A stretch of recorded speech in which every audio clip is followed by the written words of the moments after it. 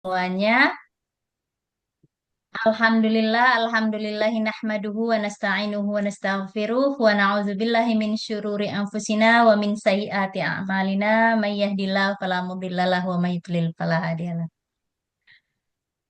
Alhamdulillah hari ini kita bisa bersilaturahmi di hari yang insya Allah penuh berkah dan dalam rangka Focus Group Discussion dengan tema Undang-Undang Haji dan Umroh dalam pengujian di Mahkamah Konstitusi.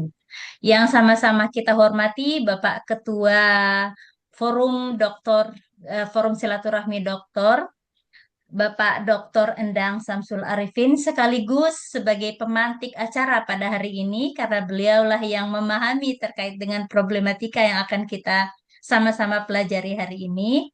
Dan yang kita hormati pula pemantik yang kedua, Bapak Dr. Firman Chandra, SHMH, yang mungkin saat ini belum hadir di Zoom. Mungkin sebentar lagi beliau akan hadir. Beserta segenap para peserta, Bapak Doktor yang tidak bisa saya sebutkan satu persatu, beserta Ibu Doktor yang juga tidak bisa saya sebutkan satu persatu. Namun insya Allah tidak mengurangi rasa takzim saya selaku moderator di hari ini. Saya Arjulayana selaku moderator pada sesi Focus Group Discussion hari ini yang insya Allah dalam 1,5 jam ke depan kita akan bersama-sama berdiskusi terkait bagaimana sih kondisi dengan yang ada di negara kita terkait dengan haji dan umroh di pengujian pada Mahkamah Konstitusi hari ini. Sebagaimana yang kita ketahui juga bahwa Indonesia ini adalah salah satu negara terbesar, negara Muslim terbesar yang notabene-nya sangat banyak sekali eh, jamaah umrohnya setiap tahunnya. Namun kita perlu menggarisbawahi banyaknya jamaah umroh tersebut banyak juga problematika terkait dengan keberangkatannya, terkait dengan kuota dan lain sebagainya. Sehingga hari ini kita akan persilahkan Bapak Ketua Forsiladi sekaligus pemantik kita hari ini, Bapak Dr. Endang Samsul Arifin SHI MAG, yang insya Allah akan memberikan pencerahan kepada kita semua terkait dengan permasalahan apa yang terjadi saat ini. Kontribusi kita kira-kira apa dan bagaimana yang akan lebih dilihat oleh masyarakat ke depannya juga terkait dengan haji dan umroh ini. Untuk Bapak Ketua Dr. Endang Samsul Arifin sekaligus pemantik hari ini kami persilahkan. Mungkin itu dulu Bu, video Mars dulu kita. Oh iya, mah videonya sudah ada ya. Oke, baik Sudah. Bapak Ibu, mohon maaf sebelumnya. Jadi susunan acara kita hari ini itu pembukaan, kemudian yang kedua Mars for Siladi, dan yang ketiga nanti akan acara inti. Sebelum kita menginjak ke acara yang kedua, mari kita ucapkan basmalah Bismillahirrahmanirrahim bersama-sama. Semoga acara ini nanti akan berjalan dengan lancar, khidmat dan bisa memberikan kontribusi positif untuk kita semuanya. Acara yang kedua Amin. yakni Mars for Siladi kepada Bapak. Tolong ditayangkan Mars for Siladi.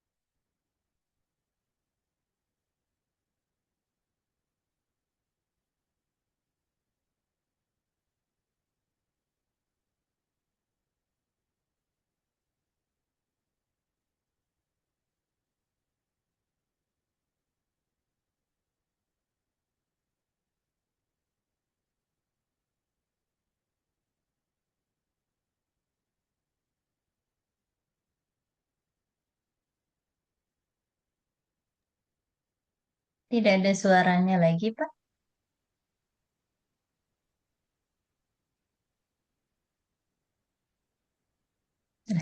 Baik, Alhamdulillah sudah selesai untuk Marsnya ya. Semoga Mars Kursilade ini ke depannya bisa kita sama-sama perbaiki. Suaranya mungkin dari saya yang kurang jelas atau bagaimana. Namun intinya, esensinya kita dapat bahwa Kursilade ini adalah forum multidisiplin di mana kita bisa bersilaturahmi dan berbagi secara bersama-sama.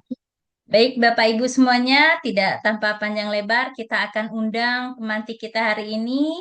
Yang pertama, Bapak Dr. Endang Samsul Arifin SHI MAG, di mana beliau akan mencoba memberikan wawasan baru bagi kita terkait dengan haji dan umroh yang undang-undangnya saat ini dalam pengujian MK. Namun sebelumnya, perkenankan saya untuk nyanyi terlebih dahulu.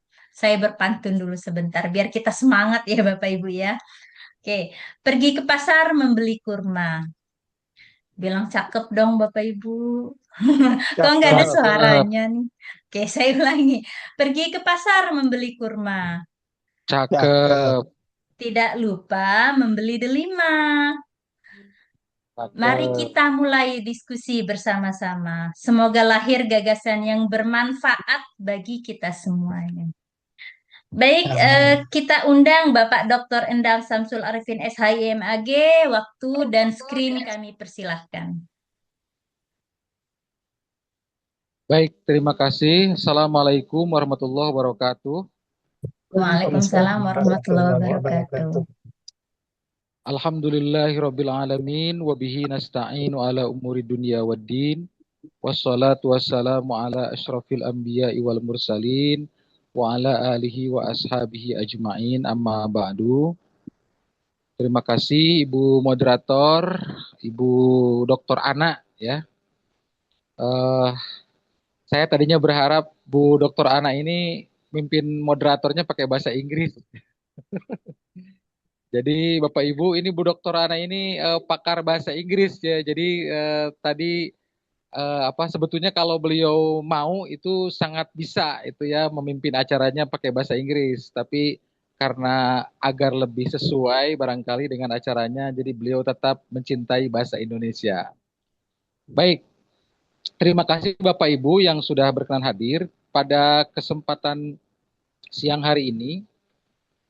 Saya akan menyampaikan sejumlah hal ya sebagai pemantik diskusi kita. Tentu nanti yang paling saya apa namanya itu saya tekankan adalah terkait dengan pembahasan undang-undang haji di Mahkamah Konstitusi. Namun nanti tentu yang paling penting adalah bagaimana diskusi di antara kita tentang hal tersebut ya. Nanti insya Allah bagi ini Bu Dr. Ana nih ya, nanti insya Allah bagi yang penanya terbaik atau mungkin yang memberikan pendapat terbaik nanti ada door prize-nya Bu Dr. Ana ya. Nanti Luar biasa. nanti door Ya, prize-nya nanti tapi menyusul masih dirahasiakan ya nanti. ya, ya. Oke, baik. Bapak Ibu yang saya hormati, pertama tentu yang harus kita pahami adalah tentang undang-undang ini ya. Jadi undang-undang ini baru saja dilakukan perubahan, yaitu pada tahun 2025. Undang-undang ini nomornya adalah nomor 14 tahun 2025, itu baru disahkan sekitar 5 bulan yang lalu ya. Jadi undang-undang ini memang relatif masih baru karena baru disahkan sekitar 5 bulan yang lalu. Meskipun sebetulnya undang-undang haji dan umroh itu masih sudah sangat panjang perjalanannya ya. Jadi sejak tahun 1999 sudah ada undang-undang yang mengatur tentang haji. Jadi undang-undangnya itu sudah ada sejak tahun 1999 ya. Sudah ada undang-undang tentang haji, tapi saat itu masih terbatas pada pembahasan tentang haji saja. Belum mencakup pengaturan terkait umroh misalnya. Baru pada tahun 2019 ya, baru pada tahun 2019 undang-undangnya kemudian itu menjadi lengkap antara undang-undang yang mengatur tentang penyelenggaraan haji dan juga mengatur tentang penyelenggaraan umroh. Jadi undang-undang haji dan umroh begitu. Itu sejak tahun 2019 ya keberadaannya. Nah, kemudian di antara dua apa namanya? Di antara dua bentuk undang-undang itu, yang pertama hanya undang-undang haji saja, kemudian tahun 2019 mulai dilengkapi dengan pengaturan tentang umroh.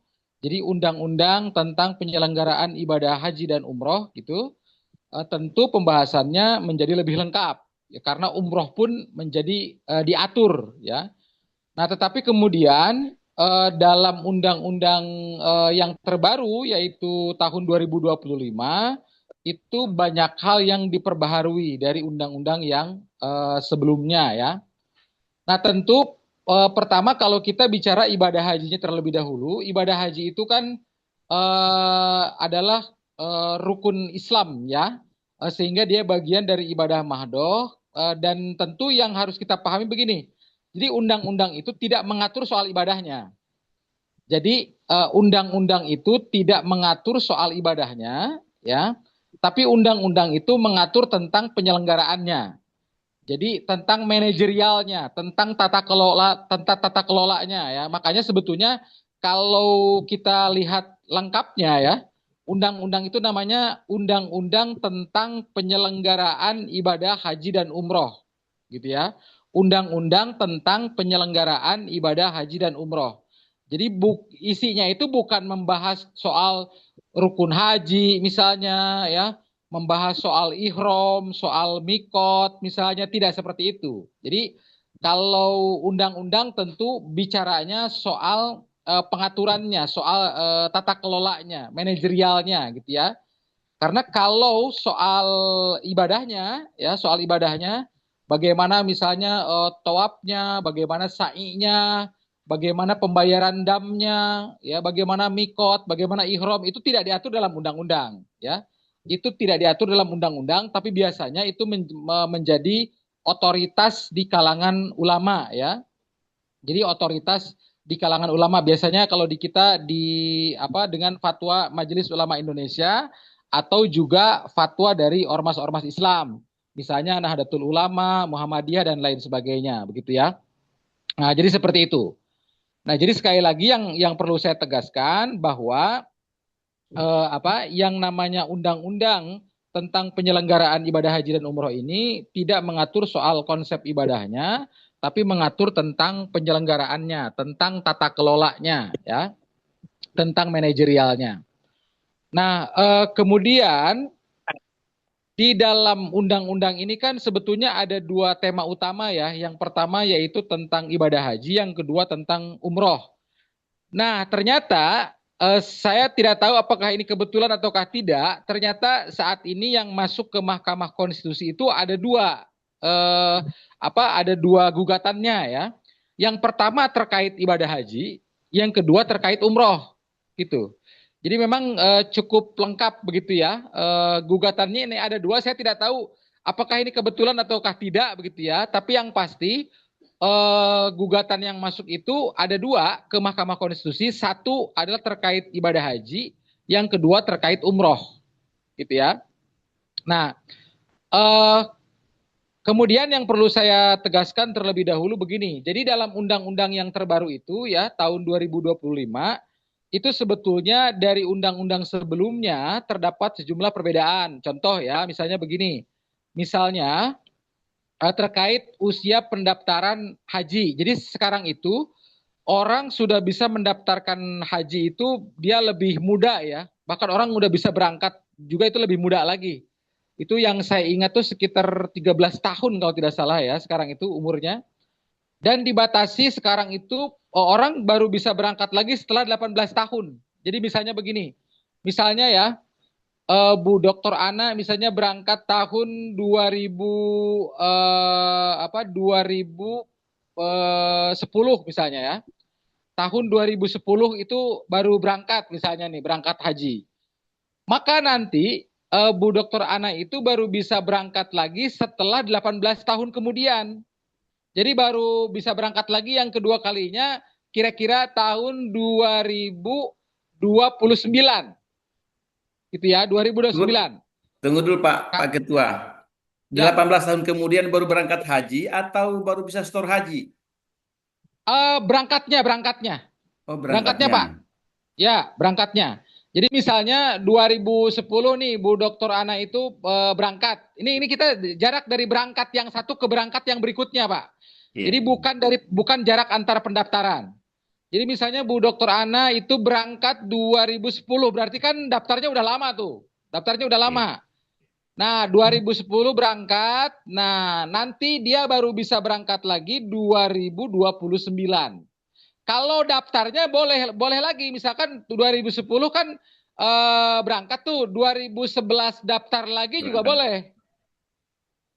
2010 sudah berangkat, Hmm. 2011 daftar lagi itu boleh.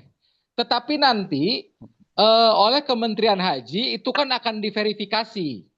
Jadi meskipun misalnya kuota provinsinya sudah masuk, misalnya Bu Dr. Ana, tapi dilihat nih, oh ternyata Bu Dr. Ana ini 2010 itu baru saja berangkat. Kalau dilihat kuota provinsinya misalnya sebetulnya sudah masuk 2020 misalnya, 10 tahun kemudian. Tapi karena dilihat, oh nama ini ternyata pernah berangkat 2010, maka Bu Dr. Ana itu hanya bisa berangkat paling cepat 2029.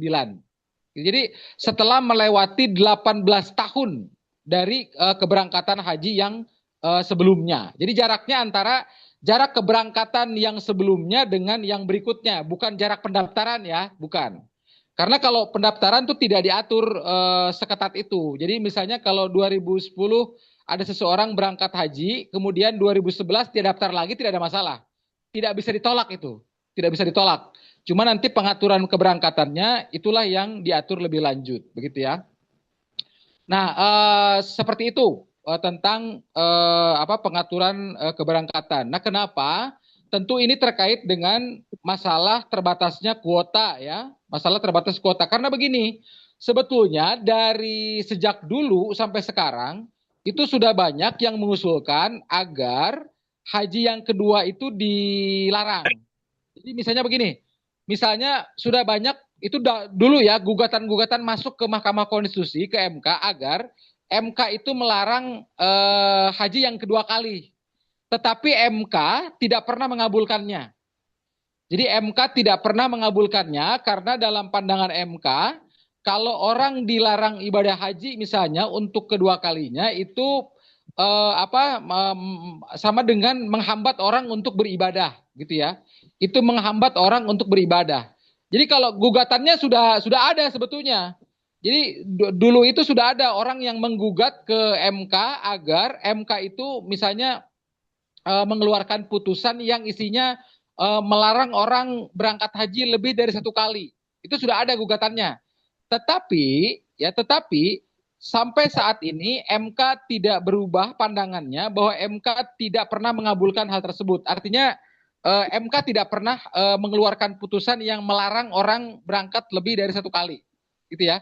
Karena dalam pandangan MK, kalau ada larangan orang lebih dari satu kali berangkat haji itu masuk kategori melarang orang untuk beribadah, gitu ya. Sehingga yang paling mungkin adalah dilakukan pembatasan. Jadi kalau dilarang itu tidak mungkin, Pak. Tidak mungkin. Tapi kalau dibatasi itu mungkin. Makanya dalam undang-undang yang sekarang itu dibatasi dengan jarak 18 tahun paling cepat dari keberangkatan yang sebelumnya. Harus ada jeda gitu ya. Ada jeda jarak antara keberangkatan yang sebelumnya dengan keberangkatan berikutnya itu adalah selama 18 tahun. Nah, ini sebagai jalan tengah sebetulnya. Jalan tengah antara keinginan sebagian orang yang ingin melarang untuk yang kedua kali, tapi MK tidak pernah mengabulkan. Nah, itu yang kedua ya. Yang berikutnya begini, saya perlu ceritakan juga bahwa dulu itu pernah ada juga yang gugatan masuk ke MK yang meminta agar setoran dana haji itu tidak diinvestasikan oleh pemerintah. Kan kalau sekarang kan setoran dana haji kan diinvestasikan ya. Jadi misalnya orang daftar nih, daftar haji reguler, daftarnya itu menyetorkan uang 25 juta. Ya, 25 juta. Nah, itu kan masuk ke BPKH, Badan Pengelola Keuangan Haji, kemudian nanti ini diinvestasikan oleh BPKH, ditanamkan gitu ya, diinvestasikan dan nanti kan akan mendatangkan profit begitu ya.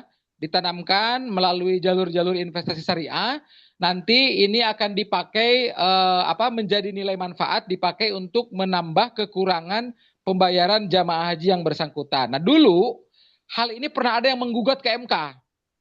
Pernah ada yang menggugat. Jadi isi gugatannya kurang lebih agar dana setoran haji ini tidak boleh diinvestasikan. Kira-kira begitu gugatannya.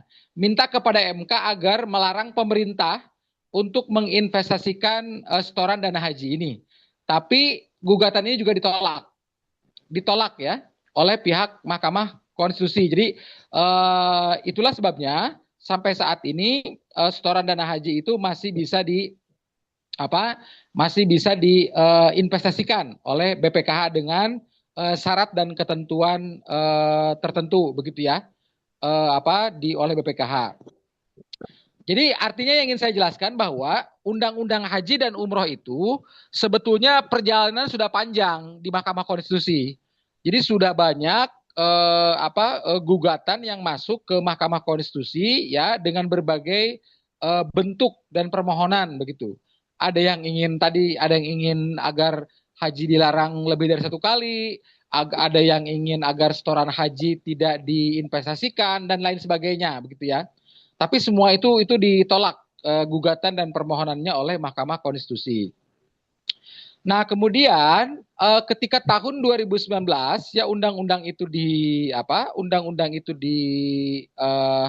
dilengkapi antara haji dan umroh karena sebelum 2019 undang-undangnya tentang haji saja. Jadi sebelum 2019 tentang haji saja, tapi setelah 2019 ke sini itu sudah mencakup umroh. Jadi undang-undang tentang penyelenggaraan ibadah haji dan umroh itu sejak tahun 2019. Nah, sejak undang-undang itu tahun 2019 itu sebetulnya belum dilaksanakan optimal. Kenapa? Karena pada tahun 2020 itu sama-sama kita ketahui itu sedang COVID itu. Jadi 2020 itu kan tidak ada keberangkatan haji ya dari kita, dari Indonesia. Jadi 2020 tidak ada keberangkatan haji, 2021 juga sama. Jadi sekitar 2 tahun kita itu tidak ada pengiriman jemaah haji. Ya, mudah-mudahan masih ingat ya semuanya. Jadi meskipun undang-undangnya waktu itu sudah ada sejak tahun 2019, tetapi pada tahun 2020 Indonesia tidak memberangkatkan haji. Tahun 2021 juga Indonesia tidak memberangkatkan haji. Baru pada tahun 2022 Indonesia memberangkatkan haji. Itu pun baru kuotanya masih setengahnya, 50%. Jadi Bapak Ibu perlu diketahui bahwa Indonesia itu kuota dasarnya dari pemerintah Saudi Arabia adalah sebanyak 221.000 setiap tahun. Ya. Jadi Indonesia itu mendapatkan kuota haji dari pemerintah Saudi itu setiap tahunnya sekitar 221.000. Ya. 221.000 orang setiap tahunnya. Nah, tetapi pada tahun 2022 itu yang diberikan cuma 50%-nya. Cuma 50%-nya. Kenapa? Karena itu baru pemilihan dari COVID, ya. 2022 kan baru mulai ada lagi tuh jemaah haji, tapi baru 50%. Jadi kuotanya tidak penuh. Karena pada tahun 2020 Indonesia tidak memberangkatkan haji karena COVID. Tahun 2021 juga Indonesia tidak memberangkatkan haji karena COVID. Baru tahun 2022 Indonesia mulai memberangkatkan lagi meskipun belum normal secara utuh karena jemaah hajinya baru 50% saja yang berangkat. Nah, kemudian pada tahun 2023 barulah normal lagi. 2023 baru normal lagi. Jumlahnya sebanyak 221.000. Nah, kemudian pada tahun 2024 ya, 2024 ini adalah satu keberangkatan haji yang memang fenomenal. Kenapa? Karena pertama, jumlah kuota tahun 2024 yang didapatkan oleh Indonesia itu adalah jumlah kuota terbesar sepanjang sejarah.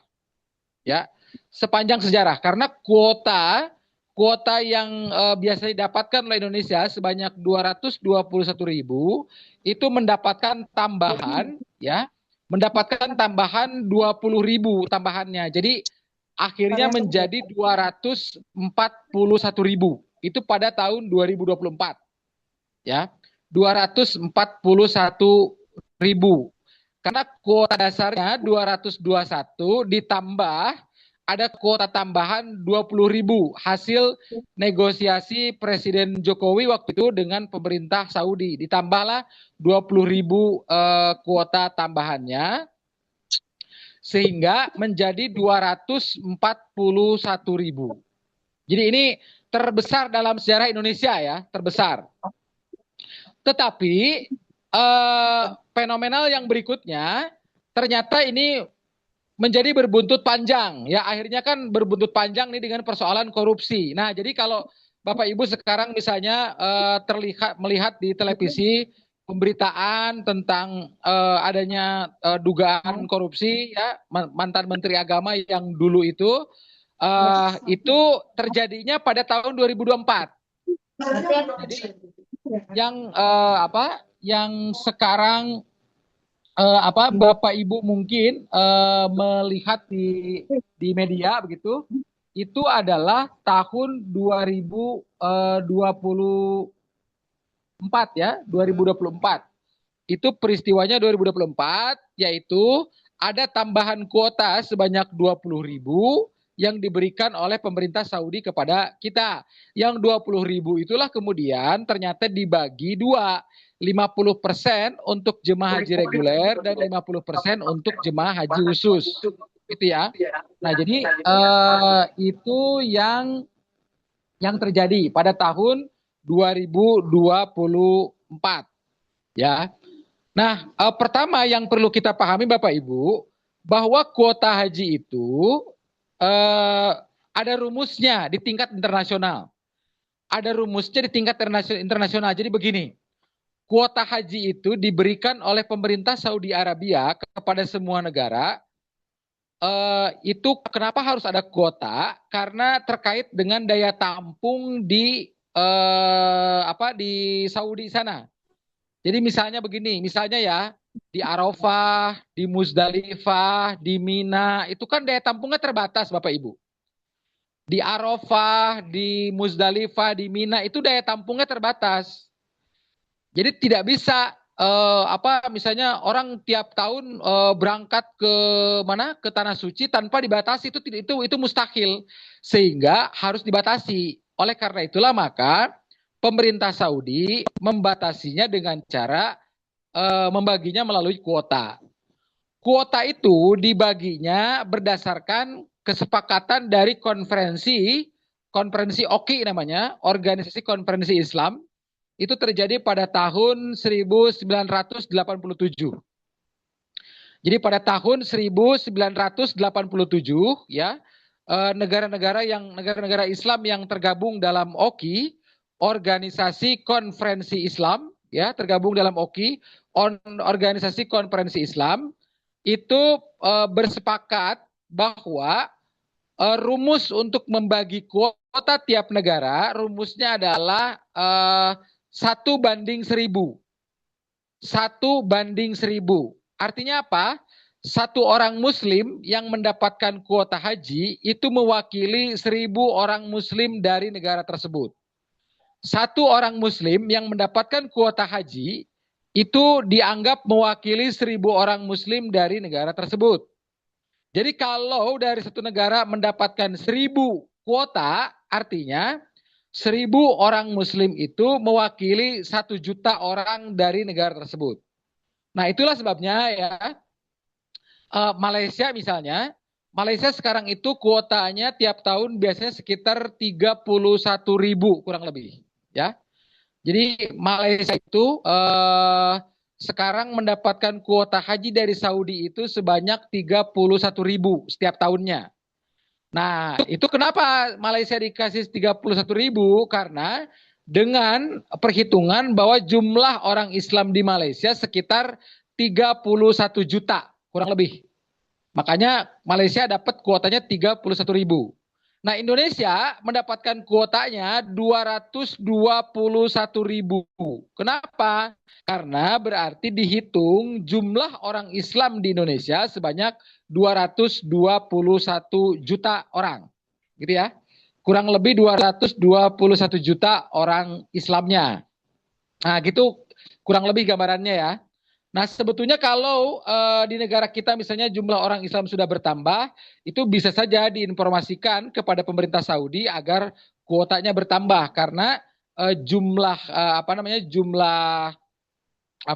jumlah orang Islamnya juga bertambah gitu ya. Jadi seperti itu kurang lebih cara membagi kuotanya dari pemerintah Saudi kepada pemerintah semua negara gitu ya. Oke, nah berikutnya yang akan saya ungkap lebih lanjut adalah pertama, dalam pembahasan undang-undang haji di MK, ya, ini ada dua gugatan yang masuk. Pertama adalah terkait pasal 13 ayat 2.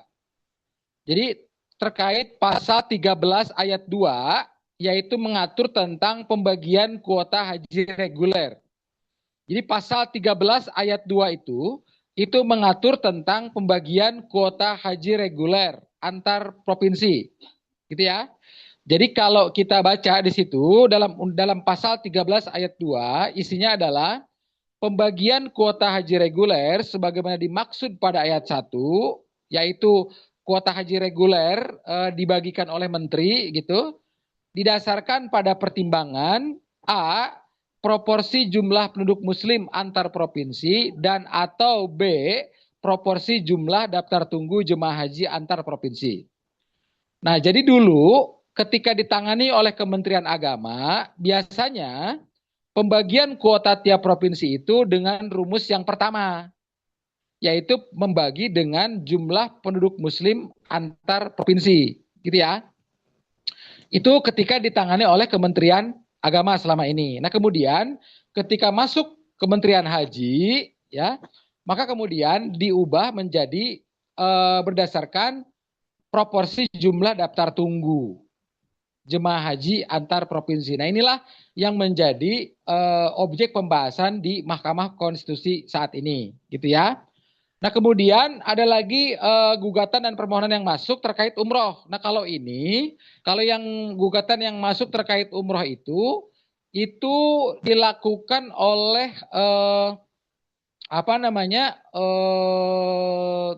asosiasi travel ya. Asosiasi travel, biro haji dan umroh. Itu namanya Ampuri ya, Asosiasi Muslim Penyelenggara Haji dan Umroh Republik Indonesia. Ampuri ini adalah semacam satu asosiasi penyelenggara haji dan umroh gitu ya.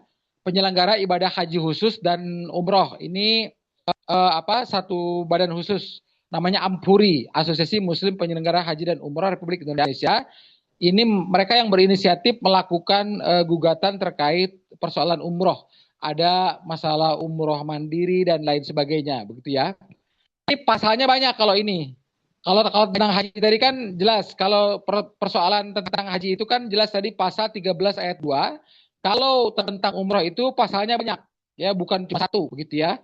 Nanti bisa dilihat rinciannya karena sudah masuk dalam pemberitaan juga ya. Sebetulnya saya juga sudah mengundang Pak Dr. Firman. Saya belum tahu apakah beliau sudah hadir ataukah belum ya. Sudah saya undang Pak Dr. Firman. Beliau ini adalah perwakilan dari Ampuri yang melakukan gugatan judicial review di Mahkamah Konstitusi terkait umroh gitu ya. Jadi nanti bisa diuraikan lebih lanjut. Jadi kira-kira gugatan dan permohonan yang masuk ke Mahkamah Konstitusi ada dua. Ada dua perkara ya. Yang pertama dengan nomornya itu nomor 7 tahun 2025. Kemudian yang nomor 237 tahun 2025 itu adalah gugatan Mahkamah Konstitusi terkait ibadah haji. Kalau yang terkait umroh itu nomornya nomor 47 tahun 2026 ya. Nomor 47 tahun 2026. Jadi nanti bisa dilacak lah ya kalau misalnya Bapak Ibu bisa searching nanti. Nah, jadi yang pertama itu adalah apa? Yang pertama yaitu perkara nomor 237 tahun 2025 itu gugatan dan permohonan terkait ibadah haji di Mahkamah Konstitusi. Kemudian yang kedua gugatan dan permohonan nomor 47 tahun 2026 itu gugatan terkait umroh ya, terkait umroh. Nah, itu dua perkara itu yang masuk di Mahkamah Konstitusi. Nah, perkembangannya sampai hari ini begini. Jadi kalau yang gugatan nomor 237 itu persidangannya sudah selesai ya. Persidangan sudah selesai sebanyak 5 kali, nanti tinggal putusan. Nanti akan muncul putusan setelah Idul Fitri. Nah, kalau yang gugatan tentang umroh itu dia baru akan masuk ke sidang ketiga setelah Idul Fitri. Ya. Jadi bedanya kalau setelah Idul Fitri itu gugatan tentang umroh itu baru dimulai sidang yang ketiga ya. Karena sidang pertama dan sidang kedua itu cuma sidang pendahuluan, sidang ketiga itu sudah memanggil pemerintah. Kalau gugatan nomor 237 itu sudah selesai sidangnya, tinggal menunggu putusan setelah Idul Fitri. Nah, kurang lebih seperti itu ya. Nah, kalau yang tentang ibadah haji, yang perlu saya jelaskan, di begini. Karena ketika pemerintah mengambil di antara dua opsi itu, ya, tadi kan kalau menteri dia membagi kuota itu antara dua opsi, baik berdasarkan jumlah penduduk Muslim ataupun jumlah daftar tunggu, dua-duanya ini beresiko nih. Dua-duanya ini ada plus minusnya. Jika menteri membagi kuota dengan jumlah penduduk Muslim, maka akan ada puluhan provinsi yang kuotanya kurang. Begitu juga sebaliknya. Jika ada jika menteri membagi kuota berdasarkan jumlah daftar tunggu, itu juga sama sebaliknya. Akan ada puluhan provinsi yang kuotanya juga berkurang gitu. Jadi masing-masing itu ada resikonya begitu ya. Makanya sampai saat ini dibahas di Mahkamah Konstitusi. Bu Dr. Ana, saya kira itu sebagai pengantarnya ya, sebagai pengantar dari diskusi kita siang ini, dan berikutnya nanti kita bisa dilanjut dengan diskusi saja, diskusi santai ya. Saya juga berharap Bapak Ibu di sini nanti bisa banyak yang aktif berbicara begitu ya, baik dalam bentuk pertanyaan, pendapat, opini, tanggapan, silahkan begitu ya. Jadi nanti saya berharap kita bisa banyak yang aktif di sini untuk berdiskusi di forum ini. Selanjutnya saya serahkan kepada MC Bu Dr. Ana. Silakan Bu Dr. Ana. Baik, terima kasih Pak Ketua atas paparannya. Dan materi hari ini memang terkait dengan haji dan umroh yang kita pikir dan saya sendiri merasakan banyak sekali masalah, terutama terkait dengan kuota ya.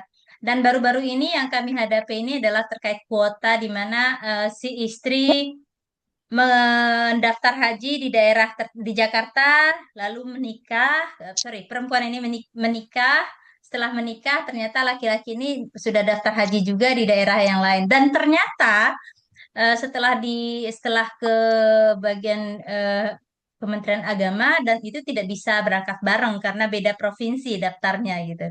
Itu kan salah satu polemik juga. Dan tadi dari Pak Ketua juga sudah ada tuntutan terkait dengan haji dan umroh ini. Haji terutama di nomor 237 2025. Semoga nanti kita bisa mendiskusikan lebih dalam. Bapak Ibu, silahkan bagi yang mau bertanya atau memberikan pendapatnya, kami persilahkan. Ada Bu Dr. Evi Nurrahma, silakan Bu Dokter. Baik, terima kasih Bu atas kesempatan yang diberikan. Yang mau saya tanyakan ini tentang haji dan umroh. Kalau kita sudah pergi, tapi kan peraturannya undang-undangnya baru ya. Kalau kita berangkatnya sebelum undang-undang ya di tahun 2016 ke bawah, apa masih boleh kita pergi apa tetap menunggu yang 18 tahun? Pertanyaan yang pertama, yang kedua, kemudian misalnya kalian mau pergi haji nih. Ini terus batas usianya berapa sih maksimal boleh berangkat? terus andai kata terjadi sesuatu, terus dia nggak bisa berangkat, ya anggaplah misalnya entah meninggal atau gimana, apakah itu boleh digantikan atau uangnya boleh dikembalikan? Misalnya pada saat mau berangkat sudah kan kita nggak ada yang tahu umur. Nah, itu apakah boleh dialihkan ke orang lain, ke yang lain, atau uangnya boleh diambil karena orang pergi haji kan ya nggak mudah ya, dia menabung, kemudian dia karena satu dan lain hal dia nggak bisa berangkat. Nah, itu apakah uangnya dikembalikan? Kemudian demikian juga untuk umroh. Nah, haji dulu deh. Haji itu kan tadi seperti misalnya berdasarkan kuota. Kuota di mana tuh ada yang banyak yang kosong ya terusan misalnya daerah-daerah misalnya yang non muslim itu biasanya banyak yang kosong. Nah, itu kita misalnya pindah ke kuota yang daerah yang kosong. Kalau yang tadi kan karena suaminya beda kuota dan istrinya nggak bisa nyatu ya pasti karena sesuai dengan kuota. Nah, tapi ini mereka pergi di kuota yang kosong, apakah itu boleh untuk saat ini? Kalau yang lalu kan bisa itu. Sehingga tapi kalau dia pisah suami istri artinya nanti di sana juga pisah, pisah kloternya dan lain sebagainya. Itu saja pertanyaan saya dari saya. Sekian, terima kasih. Assalamualaikum warahmatullahi wabarakatuh. Bu Aya. Waalaikumsalam warahmatullahi wabarakatuh. Terima kasih Bu Dr. Evi atas pertanyaannya. Pak Ketua, apakah mau langsung dijawab atau kita tunggu pertanyaan yang lain? Lanjut yang lain, lanjut ditampung dulu. Oh, baik, kita tampung dulu ya Bu Dr. Evi. Untuk penanya yang kedua, silakan Bapak Supriyatin. Ya, terima kasih. Assalamualaikum warahmatullahi wabarakatuh. Waalaikumsalam warahmatullahi wabarakatuh. Izin Bapak, Pak Ketua dan Bapak Ibu semuanya. Eh, saya juga ingin bertanya mungkin ya. Pertama tentang pendampingan. Jadi ada kasus saudara saya gitu. Dia berusia bibi saya berusia sekitar 70 tahunan, 75 lah. Kemudian dia Pendampingan haji ini ya Pak ya ya, maaf. pendampingan haji. Sementara dia udah ada ketentuan pendampingan cuma satu orang dengan anaknya. Nah, anaknya itu nggak mau pengen dengan suaminya gitu. Artinya pendampingannya nambah jadi dua gitu. Nah, ini kalau kita ke KBIH menyarankan cuma satu, tapi satu orang untuk satu orang pendampingannya. Tapi ya itu kasusnya tadi ibunya nggak mau berangkat kalau nggak sama anaknya, terus anaknya juga nggak mau berangkat kalau sendirian gitu, pengen sama suaminya gitu. Itu bagaimana solusi yang terbaik Pak? Mohon pertimbangan. Yang kedua, kita kan sekarang lagi kasus nih perang antara Iran dan ya ketahulah dengan Israel dan Amerika gitu. Andai misalnya tahun ini tidak bisa berangkat, itu kebijakannya bagaimana itu? Mungkin tahun depan bisa nambah lagi kuota atau gimana caranya? Mohon penjelasannya mungkin itu aja. Terima kasih. Assalamualaikum Baik. warahmatullahi wabarakatuh. Waalaikumsalam warahmatullahi wabarakatuh. Baik, terima kasih Pak Supriyatin. Ada lagi Bapak Ibu? Tidak ada? Oke. Oke, ada di chat ya Bapak Ibu ya. Coba saya bacakan terlebih dahulu. Assalamualaikum warahmatullahi wabarakatuh. Kalau travel umroh bisa lancar dan nyaman, kenapa haji tidak diberikan ke travel saja? Berapa tahun yang lalu adik sepupu saya sudah harus. Oke, ini untuk Pak Supriyatin sepertinya terlanjur meninggal. Tapi mau diganti oleh sepupu yang lain tidak boleh, padahal sudah siap dan tidak punya adik untuk menggantikan orang tua yang sudah. Baik, sebelum saya ke Pak Ketua selaku pemantik hari ini, saya coba berdasarkan case tadi juga ini. Jadi ada suami istri sudah daftar beberapa waktu yang lalu. Kebetulan tetangga saya, tetangga tetangga komplek ini, dan istrinya meninggal. Padahal sudah waktunya mereka akan berangkat di tahun 2025 kemarin. Gitu. Nah, istrinya meninggal secara otomatis harus digantikan gitu kan. Nah, namun si suaminya ini kan berpikir bahwa eh, dia tidak mungkin menunggu lagi gitu untuk ini siapa yang akan menggantikan gitu. Akhirnya dia bertanya sama Kemenak, kata Kemenaknya info dari bapak ini ya bahwa yang harus menggantikan itu ya harus saudara-saudara. Nah, sementara si istrinya tidak punya gitu, tidak punya saudara atau ibu. Nah, akhirnya si bapak ini setelah 6 bulan istrinya meninggal, dia menikah lagi dan dia menginginkan istrinya yang barulah yang menggantikan, tapi ternyata tidak bisa kayak gitu. Dia tidak bisa menggantikan posisi tersebut. Dan saya menganggap ini adalah sebuah permasalahan juga gitu. Kenapa kok peraturan haji ini sepertinya complicated gitu? Suami istri harus terpisah gitu. Kemudian terlalu kaku gitu. Apa kontribusi kita kira-kira ya supaya undang-undang haji dan umroh ini memang menyeluruh, tidak kaku, tapi juga bisa berterima gitu. Kira-kira seperti apa saran dari Pak Ketua yang memang saat ini sedang mengajukan gugatan terkait haji dan umroh, dan kalau boleh tahu Pak, boleh ada bocorannya gitu. Kira-kira kemarin yang digugat kemarin itu terkait apa? Terkait ke kuota kah atau masa tunggu kah atau seperti apa begitu. Oke, itu aja mungkin dari saya, dan saya lempar ke pemantik kita untuk menjawab diskusi kita hari ini. Bapak Ketua, Pak Endang, Pak Dokter Endang, adakah? Baik, Ya, terima kasih Bu Dokter Ana. Ya, sama-sama. saya coba respon beberapa hal tadi ya, beberapa pertanyaan yang saya ingat dulu begitu. Nanti kalau ada yang terlupakan nanti mohon dibantu. Yang pertama tadi kalau tidak salah Bu Dokter Evi itu menanyakan 3 hal, tapi yang saya ingat tuh 2 hal ya. Nanti kalau ada yang masih kurang nanti mohon ditambahkan. Eh, yang pertama begini tadi yang Bu Epi saya sempat mencatat baru 2. Tadi seingat saya Bu Epi itu menanyakan 3 hal kalau tidak salah. Yang pertama begini. Iya, Yang pertama tentang jeda 18 tahun. Betul Bu. Jadi jeda 18 tahun itu dari jarak berangkat yang pertama dengan yang selanjutnya itu berlaku untuk semuanya. Ya. Jadi tidak hanya orang yang daftar setelah undang-undang dibuat gitu, yang baru 2025, tidak. Tapi termasuk misalnya Ibu Dokter Epi misalnya. Kan tadi kalau saya tidak salah dengar Bu Dokter Epi itu sudah berangkat misalnya 2016 misalnya ya. iya, 2016 tuh 2006. sudah berangkat. Nah, apakah Bu Dokter Epi itu sudah terkena dengan undang-undang baru? Artinya harus berangkat 18 tahun? Iya, Bu. Ibu sudah terkena juga.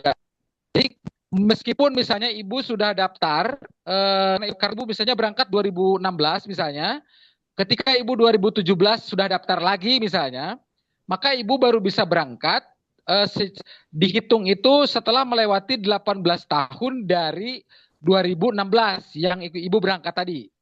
Gitu ya. Jadi apa namanya, berlaku bagi siapapun, baik yang baru daftar hari ini ataupun baru yang sudah daftar sebelum undang-undang terbaru itu dibuat, gitu ya. Jadi berlaku untuk semua intinya. Itu gitu, yang pertama. Kemudian yang kedua, jika yang meninggal tuh begini, memang itu bisa jatuh ke ahli waris ya, Bu Dokter Evi. Jadi ketika misalnya ada seorang suami ini dia terdaftar harus berangkat haji, kemudian dia meninggal misalnya, atau tidak harus meninggal, misalnya karena berhalangan tetap ya. Berhalangan tetap itu kan bentuknya bisa banyak. Misalnya orang itu meninggal, itu termasuk berhalangan tetap. Atau juga bisa misalnya orang itu kena penyakit parah yang sulit diharapkan kesembuhannya ya. Dia kena stroke yang sudah berat, parah, itu kan udah, meskipun dia belum meninggal kan begitu ya. Dia belum meninggal, dia kena stroke yang parah, yang berat, begitu, yang sudah sulit diharapkan kesembuhannya. Nah itu memang bisa digantikan oleh ahli waris, misalnya bisa dilemparkan ke istrinya gitu ya, kuotanya itu bisa juga, atau bisa kepada anaknya yang menggantikan, atau itu kalau kalau mau diambil ya. Kalau tidak bagaimana, kalau tidak misalnya orang ini karena kalau daftar haji nunggunya lama lagi, udahlah saya mau ambil saja uangnya, mau saya pakai umroh, apakah bisa juga. Jadi misalnya orang itu karena kalau mau nunggu haji itu takutnya lama atau belum siap misalnya, maka dia kemudian ambil lagi uangnya ke Kementerian Agama atau Kementerian Haji kalau sekarang, kemudian dia ambil uang setoran yang 25 juta itu ya, itu terus dia ambil untuk dipakai umroh itu bisa. Bisa. Misalnya anaknya diambil untuk umroh bisa. Gitu ya. Nah, kemudian kalau yang bisa berangkat itu paling paling muda itu 13 tahun usianya, Bu. Jadi yang bisa berangkat itu paling muda sekarang 13 tahun umurnya ya. Umurnya gitu. Jadi seperti itu. Kemudian tentang pertama tentang perang dulu deh, tentang pendampingan dulu, pendampingan. Jadi kalau soal pendampingan tadi Pak Dr. Supriyatin, jadi gini Pak, memang pendampingan itu ya, itu dalam undang-undang terbaru sudah ada dan sudah ada peraturan menterinya. Itu ada syarat dan ketentuannya. Jadi yang namanya pendampingan itu begini, tidak bisa oleh sembarangan orang, tapi ada syarat dan ketentuannya. Misalnya adalah orang tersebut sudah terdaftar haji minimal 5 tahun, Pak. Minimal 5 tahun. Bukan hanya oleh anak, bahkan menantu juga bisa Pak menjadi pendamping, mertuanya itu bisa Pak. Jadi misalnya ada seorang ibu-ibu nih misalnya ya, sudah berumur katakanlah 70 tahun, kan udah tua tuh ya, atau 80 tahun deh, 80 tahun. Ada ibu misalnya sudah 80 tahun. Kemudian dia harus berangkat tahun 2026 nih. Ya, 2026 dia harus berangkat. Nah, 80 tahun ini kan kalau dia berangkat sendiri repot tuh Pak. Maka dia bisa mengusulkan ada pendamping. Pendamping itu bisa anaknya, bisa suaminya, bisa menantunya bahkan. Gitu ya. Bisa menantunya juga bisa. Tapi tetap ada syaratnya Pak. Bukan tiba-tiba si anaknya itu dia baru daftar gitu tahun 2006, tidak bisa. Kalau yang begitu, itu orang yang menjadi pendamping pun tetap dia minimal sudah mendaftar minimal 5 tahun. Sudah terdaftar minimal 5 tahun. Jadi kalau dia belum terdaftar 5 tahun, meskipun dia anaknya, dia tidak bisa jadi pendamping. Nah, gitu. Itu aturan yang sekarang ya. Ini saya bicara aturan yang sekarang nih, bukan bicara keinginan saya, bukan. Ini saya bicara aturan yang sekarang berlaku. Jadi orang itu bisa menjadi pendamping, mau anak kayak, mau suami, mau istri, karena bisa jadi kan suaminya udah tua, istrinya masih muda kan, bisa jadi begitu kan? Atau dia dengan menantunya misalnya, itu bisa ya. Menjadi pendamping, tapi tetap pendamping itu juga syaratnya sudah terdaftar haji minimal 5 tahun. Jadi kalau kurang dari 5 tahun dia belum bisa juga, gitu ya. Nah itu seperti itu. Jadi untuk syarat pendampingan. Nah bahkan kalau tadi yang disampaikan Bu Dr. Ana misalnya ya, memang kalau dalam pandangan saya ya harusnya misalkan ya dibuat lebih fleksibel.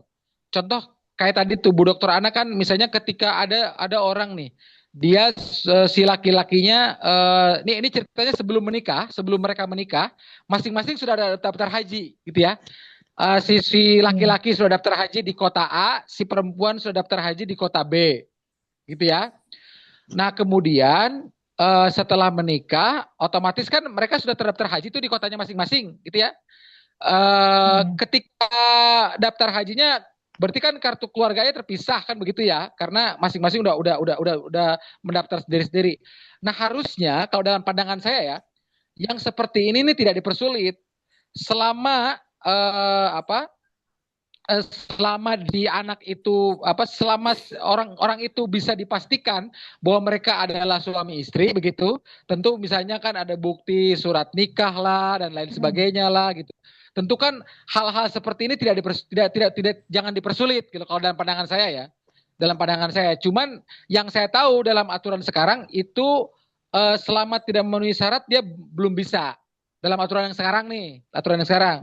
Karena itu tadi ada sejumlah syarat dan ketentuan. Bahkan begini, yang saya baca dalam aturan undang-undangnya itu ada ketentuan di satu provinsi yang sama. Jadi kalau yang lintas provinsi itu repot lagi itu, tambah repot itu. Jadi kalau yang lintas provinsi gitu ingin melakukan pendampingan itu lebih repot lagi. Misalnya si ibunya itu dari provinsi Jawa Barat, dia mau didampingi oleh anaknya dari Provinsi Jawa Timur. Nah, itu lebih repot lagi ngurusnya tuh, karena lintas provinsi.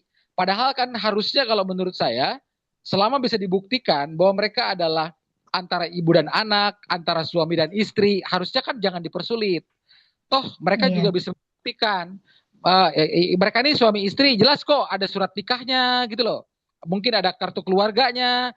Kalau si orang ibu dan anak juga bisa, mereka yang penting kan mereka bisa membuktikan bahwa ini adalah ibunya yang udah tua, ini akan menjadi pendamping tuh anaknya. Meskipun mereka beda provinsi kan harusnya tidak masalah gitu. Karena kan ketika anak-anaknya sudah nikah bisa jadi mereka merantau ke provinsi lain, kan begitu ya. Sementara di aturan yang sekarang itu hanya dimudahkan untuk di provinsi yang sama gitu. Kalau di provinsi yang berbeda itu aturannya tuh beda lagi tuh aturannya, lebih prosesnya lebih rumit lagi gitu loh. Nah, padahal kan kalau dalam pandangan saya harusnya kan hal-hal yang sifatnya prinsip jangan dikalahkan oleh hal-hal yang sifatnya teknis gitu loh.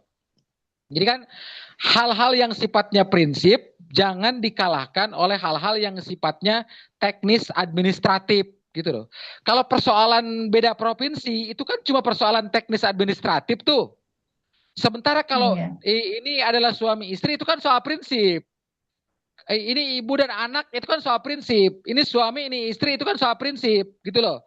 Ketika suami istri itu bisa membuktikan bahwa mereka suami istri, ketika orang tua dan anak bisa membuktikan bahwa mereka adalah orang tua dan anak, harusnya itu adalah hal prinsip yang jangan dikalahkan oleh hal-hal yang sifatnya teknis administratif. Misalnya contoh tadi perbedaan provinsi.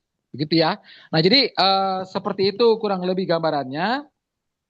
Kemudian yang berikutnya adalah saya kira nanti kalau untuk ke depan ya Bu Dr. Ana, dari hasil rekomendasi FGD ini, saya kira nanti bisa kita buat catatan gitu ya, notulensi.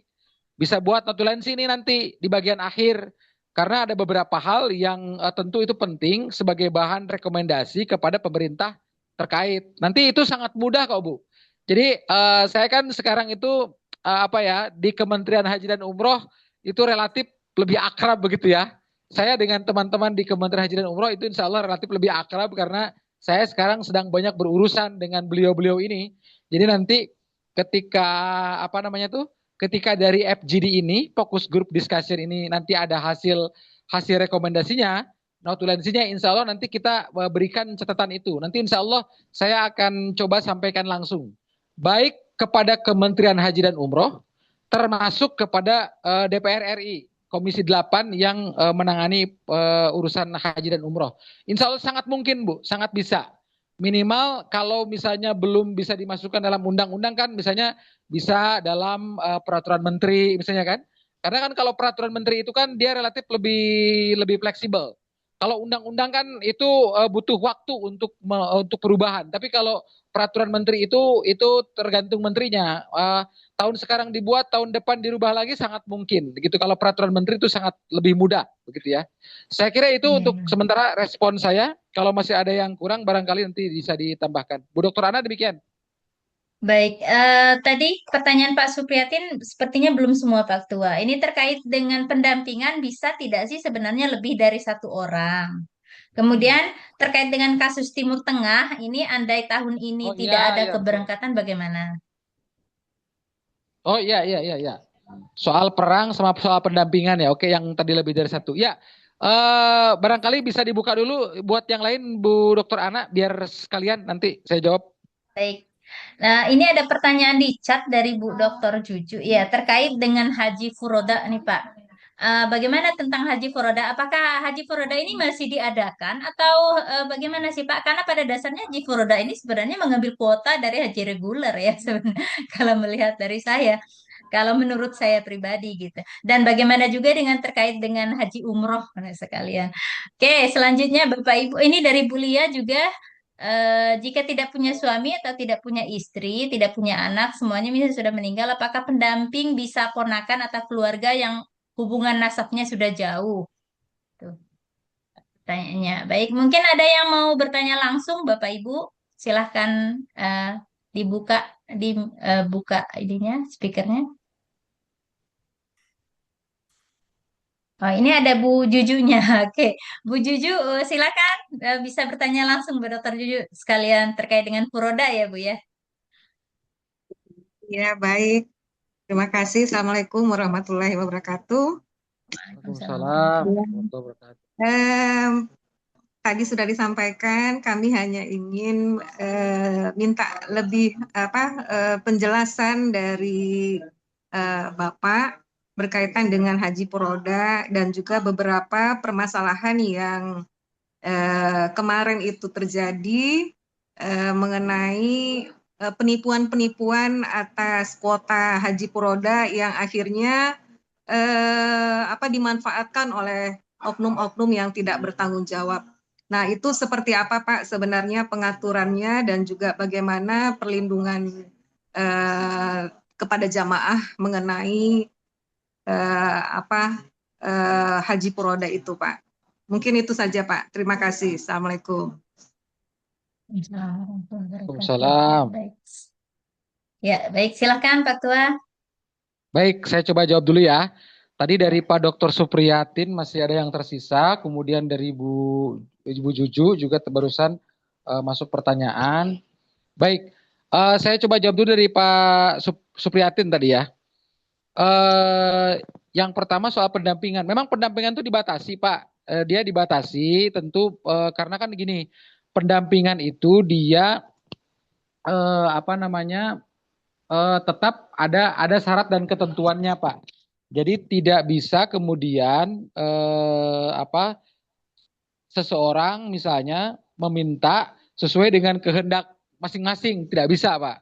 Jadi tetap ada batasannya, mengingat jumlah kuota kita terbatas gitu.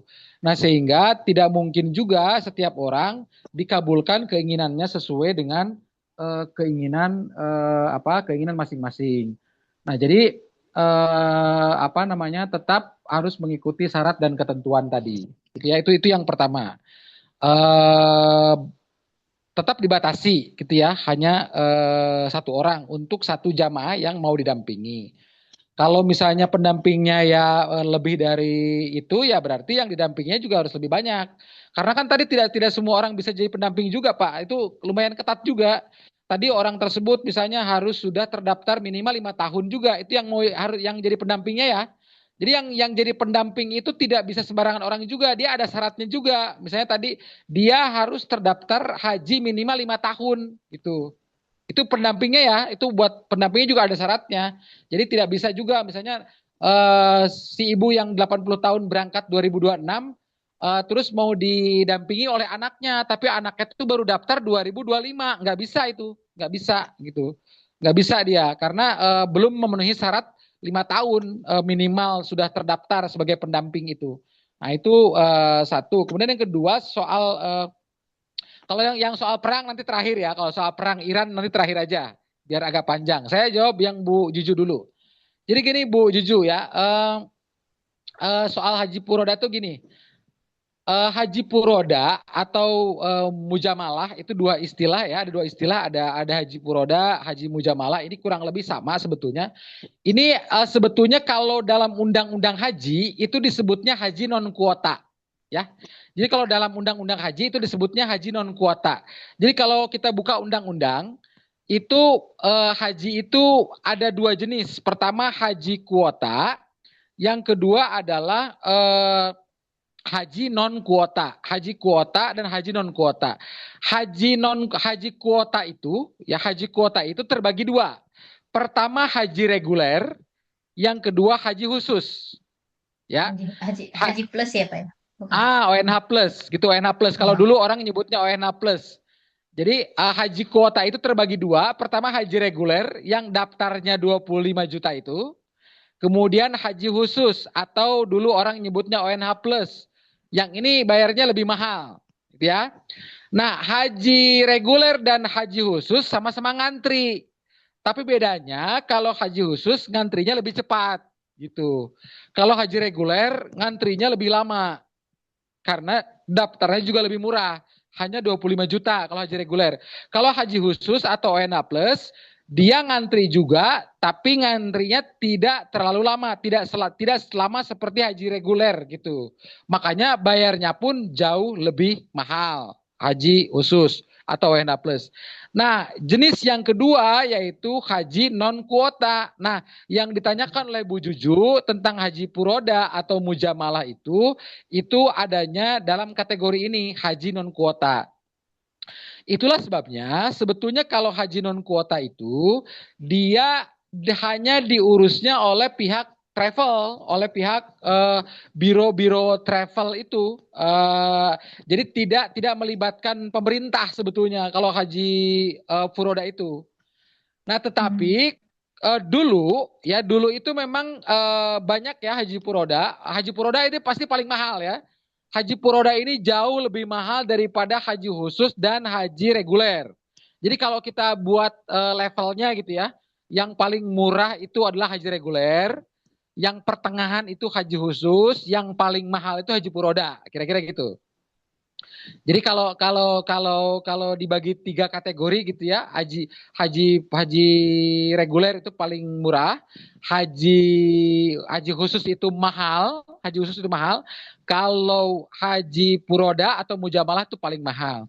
Nah, ini sebetulnya haji puroda sendiri ini ada sebetulnya, Bu. Jadi memang haji puroda ini bukan fiktif, memang ada aturannya. Tetapi haji puroda ini adalah kewenangan dari kerajaan Saudi. Jadi ini sama sekali tidak ada keterlibatan pemerintah Indonesia. Jadi ini ada semacam jalur undangan gitu Bu ya. Jalur undangan khusus dari pemerintah Saudi. Itulah sebabnya menjadi sangat mahal jalur undangan ini. Nah, beberapa tahun terakhir memang furoda ini tidak ada. Ya, tahun kemarin kan tidak ada tuh, tidak ada furoda gitu ya. Seingat saya tahun kemarin haji furoda tidak ada, tahun sekarang juga tidak ada gitu ya. Karena itu tergantung dari kebijakan kerajaan Saudi. Gitu ya. Tergantung kebijakan kerajaan Saudi. Nah, yang pasti tahun kemarin tidak ada haji furoda, tahun sekarang juga tidak ada, tahun depan apakah ada ataukah tidak tergantung kerajaan Saudi. Gitu ya. Nah, gitu. Saya melihat mungkin ya pertimbangannya kerajaan Saudi itu tahun kemarin tidak ada, tahun sekarang tidak ada, itu mungkin karena mereka ingin menghabiskan jemaah haji yang sudah ngantri ini dulu gitu. Yang ngantri, mungkin pertimbangannya itu karena banyak informasi dari sejumlah negara kepada pemerintah Saudi tentang antrian di negaranya masing-masing, gitu ya. Sehingga karena pemerintah Saudi mendapat informasi dari negara masing-masing, dari sejumlah negara bahwa di negara mereka itu antriannya panjang, maka kemudian pemerintah Saudi itu di stop sementara untuk haji furoda. Makanya tahun 2025 tidak ada, 2026 juga tidak ada. Nah, mungkin 2027 mungkin dibuka lagi, saya tidak tahu, wallahu alam, karena itu tergantung kebijakan kerajaan Saudi. Nah, kemudian apakah mungkin ada penipuan? Ya, sangat mungkin memang, Bu, karena ini kan orang untuk berangkat haji itu kalau dia mampu berangkat berapa juta pun dibayar gitu ya. 300 juta, 500 juta pun dibayar kalau dia udah semangat untuk berangkat haji. Tetapi sehingga ini potensi untuk orang melakukan penipuan itu mungkin juga terjadi. Tetapi yang saya pernah pelajari gitu ya, yang saya tahu selama travel itu memang ada travel yang berizin resmi begitu ya. Asosiasi travel yang memang selama ini melaksanakan ibadah haji khusus, mereka bukan penipuan, memang mereka bisa, Bu, karena visa jamaah haji furoda itu ditanganinya oleh itu tadi, oleh travel yang menjadi penyelenggara haji khusus, Bu. Jadi perlu diketahui pemerintah itu hanya ngurusin haji reguler, gitu ya. Pemerintah itu hanya ngurusin haji reguler. Pemerintah itu tidak ngurusin haji khusus. Yang ONH plus itu tidak diurusin oleh pemerintah, tidak. ONH plus itu yang haji khusus diurusinnya oleh travel haji. Jadi travel haji itu dia mengurusi haji khusus dan juga haji puroda kalau ada haji purodanya, gitu ya. Tapi karena tahun ini tidak ada haji puroda, maka travel ini, biro-biro travel hanya menangani haji khusus saja, gitu. Jadi haji khusus tidak ditangani oleh biro travel, tapi haji khusus ditangani oleh pemerintah. Gitu ya, itu bedanya. Kemudian apalagi tadi? Soal perang dulu deh, soal perang ya. Soal perang tadi Pak, perang Iran memang ini juga satu kekhawatiran juga ya. Kalau saya dengar statement terakhir dari DPR sih, DPR mengusulkan begini ya. DPR mengusulkan ya ada beberapa poin gitu ya usulannya. Pertama itu ditunda jika memang situasinya masih belum reda gitu. Karena begini, jemaah haji itu akan berangkat tanggal 22 April Bapak Ibu. 22 April akan mulai berangkat. Tanggal 21 April mulai masuk asrama haji. Jadi 21 April mulai ada yang masuk asrama haji, tanggal 22 Aprilnya sudah ada yang berangkat terbang ke sana. Jadi kalau sekarang, kita ini tanggal berapa sekarang Bu Dokter Ana, tanggal berapa sekarang? Tanggal 9, 9 Maret. Sekarang kan 9 Maret. Ya, sekarang kan 9 Maret. Nah, kita lihat aja nanti apakah sampai pertengahan April perang itu masih panas misalnya. Kalau sampai pertengahan April perang masih panas, saya sih meyakini pemerintah akan cancel ini, akan cancel. Karena kan faktor keselamatan jamaah itu faktor utama itu pasti itu. Jadi saya sih berharapnya perangnya cepat selesai ya, pasti semua berharap begitu ya. Semuanya bisa selesai perangnya sehingga keberangkatan haji masih bisa dilaksanakan. Tapi itu tergantung situasi sampai pertengahan April nanti kayaknya deh. Kalau sampai April masih panas ini perangnya, saya menduga pemerintah akan cancel nih 2026 ini. Ya. Karena keberangkatan itu dijadwalkan rombongan pertama itu akan berangkat 22 April. Gitu ya. 22 April. Jadi kira-kira mungkin sekitar 6 minggu lagi ya kira-kira sekitar 6 minggu lagi lah kalau dihitung dari sekarang. Ini kan Idul Fitri sekitar 2 minggu lagi lah kurang lebih ya Idul Fitri. Kemudian berangkat haji itu 1 bulan setelah Idul Fitri. Jadi kira-kira jaraknya 6 minggu lagi dari hari ini sampai keberangkatan haji yang pertama. Jaraknya kira-kira 6 minggu lagi. Ya kita berharap mudah-mudahan perang cepat usai sehingga jemaah haji tidak terganggu gitu ya, karena kalau terganggu nih tahun ini di cancel lagi berangkatnya, itu antrian tambah panjang lagi itu ya dong. Kan dulu aja karena COVID aja mundur 2 tahun kan hilangnya. Saya sendiri itu karena pengaruh COVID itu harusnya saya itu Bu Dokter Ana, saya sendiri itu haji reguler harusnya berangkat 2025 gitu. Saya itu sebetulnya harusnya 2025, tapi karena ada COVID, jadi mundur gitu. Jadi mundur karena COVID. Jadi kalau tidak ada COVID, harusnya saya berangkat 2025. Tapi karena ada COVID, saya jadi mundur gitu. Nah itu kan Mundur dialami sampai oleh tahun berapa tuh Pak Tua?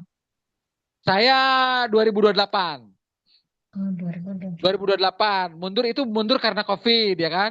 Nah kemudian mundur karena perubahan aturan sekarang dari penduduk muslim ke daftar tunggu, mundur di 2030 gitu mundurnya.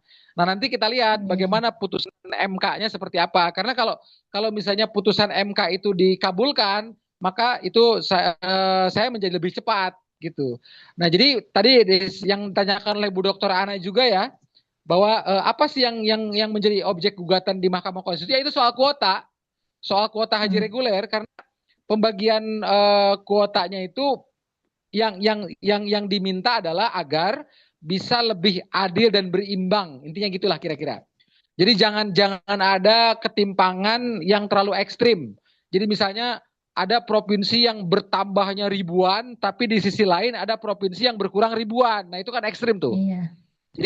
Jadi ketika ada provinsi yang bertambah ribuan, tapi ada di sisi lain ada provinsi yang berkurang ribuan, itu kan namanya bertambah ekstrim dan berkurangnya ekstrim gitu loh. Nah jadi kalaupun bertambah jangan ekstrim, kalau berkurang jangan ekstrim. Nah itu sebetulnya inti gugatannya itu di situ letaknya gitu ya. Nah kemudian jadi kalau tadi yang Bu Juju sudah selesai ya soal haji furoda aja ya. Ya, soal perang juga tadi begitu. Jadi intinya kalau soal perang, intinya mudah-mudahan kita berdoa agar bisa lebih cepat selesai sajalah gitu ya.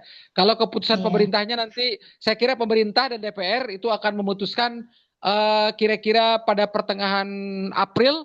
Jika masih panas, itu kemungkinan akan di-cancel, tapi mudah-mudahan bisa tidak terjadi seperti itu. Demikian, Bu Dokter Ana. Baik, terima kasih Pak Tua. Ini waktunya sudah jam 3:30 lewat, tapi masih ada pertanyaan Ini baru di setengah chat tiga, Bu. box. Kenapa setengah tiga? Ya, kita coba, ya 2:30 lewat. Tapi kita coba jawab dulu ya Pak ya. Kita mau tahu juga ini terkait dengan solusinya bagaimana ini dari pertanyaan Abu Lia bahwa kalau pendampingan tadi tidak ada anak, tidak ada suami gitu, apakah ponakan bisa gitu, ponakan jauh, meski misalnya dia sudah memenuhi kriteria sudah daftar 5 tahun gitu, sudah menunggu 5 tahun, bisa nggak dari ponakan kita ambil sebagai pendampingnya gitu. Ya, Kemudian ada yang saya, pertanyaan selanjutnya juga ya. oke, oke. Silakan, silakan. Ya, pertanyaan yang selanjutnya ini dari Bu Nazri ya. Bu Nazri PGMI bisa Bu Nazri bisa bertanya langsung mungkin Bu ini saya juga belum paham maksudnya gimana naik motor, naik sepeda naik haji naik dengan sepeda Boleh apakah saya dulu ya, Pak terhitung Rudi dulu, kuota gitu. moderator. Oke. Baik, karena belum ada Bu Nazrinya, kita Ya, ke Pak Assalamualaikum, Lau. Bu. Pak Nazri, Mana? mohon Oh maaf ya, Pak Nazri ya. Silakan iya, Pak Bu. Nazri. Maksud pertanyaannya bagaimana? Mungkin akan bisa lebih jelas kalau langsung Pak. Oh iya, ya, Bu. Kasih, Bu ya. Ini videonya agak saya tutup ya, Bu. Ya. Saya mau tanya, ini kan saya kan pernah dengar itu kan orang pernah ke Mekah itu kan ada yang naik sepeda, ada yang jalan kaki katanya. Apakah di sana itu nggak ada itu apa namanya, Bu?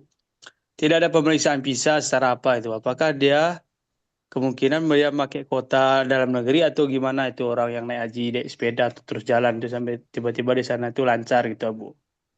Nah, itu salah satu pertanyaan saya. Kemudian untuk keduanya pertanyaannya adalah berapa tahun minimal anak kita bisa kita daftarkan haji gitu. Kalau memang dia berapa SD kelas berapa gitu. Kemudian yang terakhir eh, betul nggak daftar tunggunya itu paling lama 18 sampai 20 tahun gitu katanya, Bu. Pernah saya dengar juga waktu saya pernah daftar haji tahun 2023 kemarin, katanya itu paling lama, Pak. Kemungkinan nggak sampai segitu katanya. Paling nanti ada nanti penurunan atau penurunan orang yang nggak berangkat. Kan saya dari Aceh ini, Bu, kan Aceh Tengah. Ada nanti penurunan-penurunan, bisa saja nanti Bapak berangkat nggak sampai segitu katanya. Apakah betul itu di pernyataan pegawai Kemenak itu seperti itu gitu. Itu aja, Bu. Terima kasih. Baik, terima kasih Pak Nazri. Jadi ada 3 hal Pak Ketua yang perlu yang dipertanyakan terkait dengan pesepeda pejamaah yang menggunakan sepeda bagaimana, kemudian masa tunggu dan usia mendaftar itu berapa. Kita ke penanya selanjutnya, silakan Pak Dr. Larudi. Sepertinya dari Sulawesi ini ya Pak ya? Wakatobi, Sulawesi Tenggara. Oh iya, baik. Silakan Pak. Kok Bu Ana bisa Assalamualaikum tahu? warahmatullahi Kok Bu Ana wabarakatuh. bisa tahu ya?